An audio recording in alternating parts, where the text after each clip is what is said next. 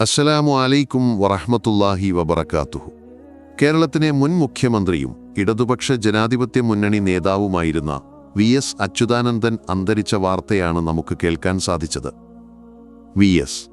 അച്യുതാനന്ദന്റെ രാഷ്ട്രീയ ജീവിതവും ഭരണവും സമൂഹത്തിലെ എല്ലാ വിഭാഗങ്ങൾക്കും, പ്രത്യേകിച്ച് പാർശ്വവൽക്കരിക്കപ്പെട്ടവർക്ക് വേണ്ടിയുള്ള പ്രവർത്തനങ്ങളാൽ സമ്പന്നമാണ്. അദ്ദേഹത്തിന്റെ ഭരണകാലത്തും രാഷ്ട്രീയ പ്രവർത്തനങ്ങളിലും മുസ്ലിം ഉൾപ്പെടെയുള്ള ന്യൂനപക്ഷ സമുദായങ്ങളുടെ ഉന്നമനത്തിന് ശ്രദ്ധേയമായ നടപടികൾ ഉണ്ടായിട്ടുണ്ട്. 2006-2011 കാലത്ത് മുഖ്യമന്ത്രിയായിരിക്കെ വി.എസിന്റെ ഭരണത്തിൽ ന്യൂനപക്ഷങ്ങൾക്ക്, പ്രത്യേകിച്ച് മുസ്ലിം സമുദായത്തിന് വിദ്യാഭ്യാസ സാമൂഹിക ഉന്നമനത്തിനായുള്ള പദ്ധതികൾ ശക്തിപ്പെടുത്തി. സംസ്ഥാനത്തെ മദ്രസ വിദ്യാഭ്യാസത്തിന് കൂടുതൽ പിന്തുണ ലഭ്യമാക്കുന്നതിന് ശ്രമങ്ങൾ നടത്തി. വി.എസിന്റെ ഭരണകാലത്താണ് പാലോളി മുഹമ്മദ് കുട്ടി കമ്മിറ്റി റിപ്പോർട്ട് ന്യൂനപക്ഷ, പ്രത്യേകിച്ച് മുസ്ലിം സമുദായത്തിന്റെ പിന്നോക്കാവസ്ഥ പഠിക്കാൻ, നടപ്പാക്കാൻ ശ്രമങ്ങൾ തുടങ്ങിയത്. ഈ റിപ്പോർട്ട് മുസ്ലിം സമുദായത്തിന്റെ വിദ്യാഭ്യാസ, തൊഴിൽ പിന്നോക്കാവസ്ഥ പരിഹരിക്കാൻ ശുപാർശകൾ മുന്നോട്ടുവച്ചിരുന്നു. ഇത് പിന്നീടുള്ള സർക്കാരുകൾക്ക് ഒരു മാർഗരേഖയായി. വി.എസ്. എല്ലാ മതസമുദായ വിഭാഗങ്ങൾക്കും തുല്യനീതി ഉറപ്പാക്കുന്നതിൽ ശ്രദ്ധാലുവായിരുന്നു. മുസ്ലിം ഉൾപ്പെടെയുള്ള ന്യൂനപക്ഷങ്ങളുടെ അവകാശങ്ങൾ സംരക്ഷിക്കുന്നതിനും അവർക്കെതിരെയുള്ള വിവേചനങ്ങൾ തടയുന്നതിനും അദ്ദേഹം നിലകൊണ്ടു.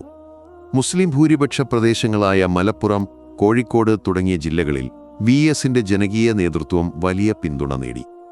അദ്ദേഹത്തിന്റെ ലാളിത്യവും ജനങ്ങളോടുള്ള അടുപ്പവും മുസ്ലിം സമുദായത്തിനിടയിൽ അദ്ദേഹത്തെ പ്രിയങ്കരനാക്കി. ഇനി വി.എസിന്റെ ജീവിതം നോക്കിയാൽ, ആലപ്പുഴ ജില്ലയിലെ പുന്നപ്രയിൽ ശങ്കരന്റെയും അക്കമ്മയുടെയും മകനായി 1923 ജനിച്ച വി.എസ്. 4-ാം വയസ്സിൽ അമ്മയെയും 11-ാം വയസ്സിൽ അച്ഛനെയും നഷ്ടപ്പെട്ടു.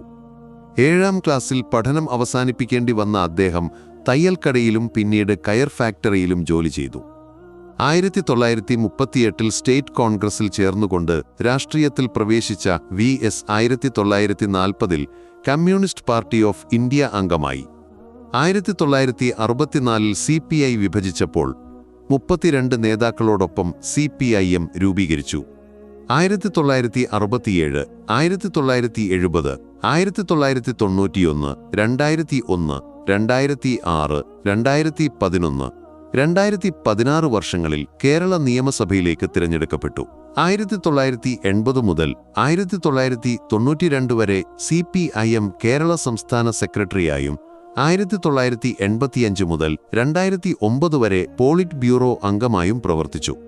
2006 82-ാം വയസ്സിൽ കേരളത്തിന്റെ മുഖ്യമന്ത്രിയായ വി.എസ്. സംസ്ഥാനത്തെ ഏറ്റവും പ്രായം കൂടിയ മുഖ്യമന്ത്രിയായി. മൂന്നാറിലെ കയ്യേറ്റങ്ങൾ നീക്കം ചെയ്യാനുള്ള ശക്തമായ നടപടികൾ, ലോട്ടറി മാഫിയക്കെതിരായ പോരാട്ടം, സ്വതന്ത്ര സോഫ്റ്റ്വെയർ പ്രസ്ഥാനത്തിന് പിന്തുണ, വിദ്യാഭ്യാസ രംഗത്ത് IT വികസനം തുടങ്ങിയവ അദ്ദേഹത്തിന്റെ ഭരണകാലത്തെ നേട്ടങ്ങളാണ്.